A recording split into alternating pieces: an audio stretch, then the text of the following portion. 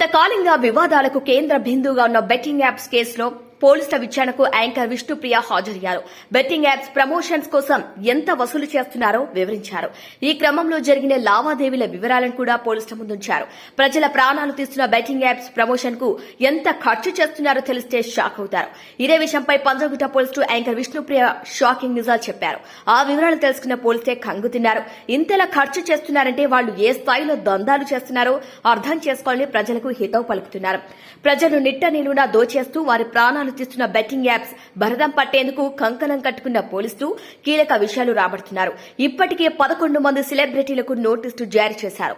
Betting apps promotion చేసిన కేసులో నోటీసులు అందుకున్న వారంతా ఒక్కొక్కరుగా పోలీసు విచారణకు వస్తున్నారు. తాజాగా యాంకర్ విష్ణుప్రియ పోలీసు విచారణకు హాజరయ్యారు.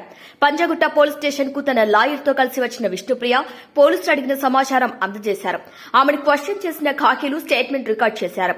ఈ సందర్భంగా కీలక అంశాలు వెలుగులోకి వచ్చాయి. తాను 15 బెట్టింగ్ యాప్స్ ప్రమోట్ చేసినట్టు విష్ణుప్రియ పోలీసులకు వివరించారు. నిమిషం వ్యవధిలో చేసే ఒక్కో వీడియో 90,000 వరకు వసూలు చేసినట్లు పేర్కొన్నారు. దాదాపు 3 గంటలకు పైగా సాగిన విచారణలో బెట్టింగ్ యాప్ ప్రమోషన్ లో భాగంగా భారీగా డబ్బులు వచ్చినట్లు విష్ణుప్రియ అంగీకరించినట్లు సమాచారం. దీనికి సంబంధించిన బ్యాంకు లావాదేవీల వివరాలు వారికి అందజేశారు.